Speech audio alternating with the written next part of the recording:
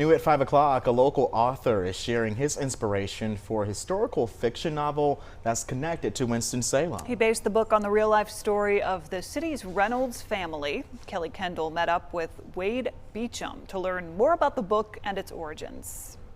Born and raised in Winston-Salem, author Wade Beecham was inspired by the history of his hometown to write his latest book, The Purple Menace and the Tobacco Prince. The book is inspired by the opulent life of Z. Reynolds Smith and his romance with Broadway star Libby Holman.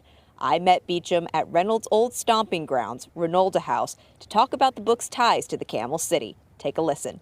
The East Sleeping Porch here is obviously one of the main settings. Wandering the grounds of Reynolda with author Wade Beecham, the history of Winston-Salem comes alive as he describes writing his new book, The Purple Menace and the Tobacco Prince. It's set against that backdrop of the late 20s, early 30s, flappers and speakeasies and the golden age of aviation. One of the book's characters, Wright Williams, is based on tobacco heir Z. Smith Reynolds, his extravagant lifestyle with socialite and Broadway actress Libby Holman, and his mysterious death in 1932.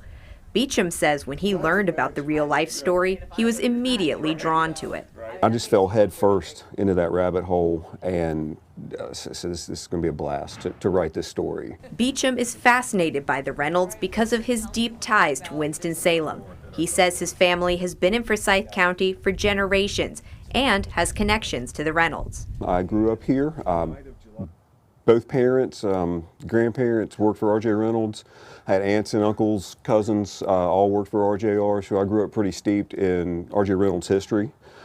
And I've just always had a love for Winston-Salem and very fascinated by its history. Inspired by his love for the city and the history of the Reynolds, Beecham spent time at Reynolda researching and getting a feel for the wealth and parties experienced by Z. Smith Reynolds, like one thrown at Reynolda's boathouse. And just, you can almost imagine the ghosts of these people wandering around here and drinking and laughing and dancing and partying, and it's just, it really helps to put you in that mindset and put you in the time and place that these people really lived. Ultimately, Beecham says Winston-Salem's history is richer than people may think and hopes to share its importance. There's a lot of history here, and this was a very important city to the state and to the Southeast.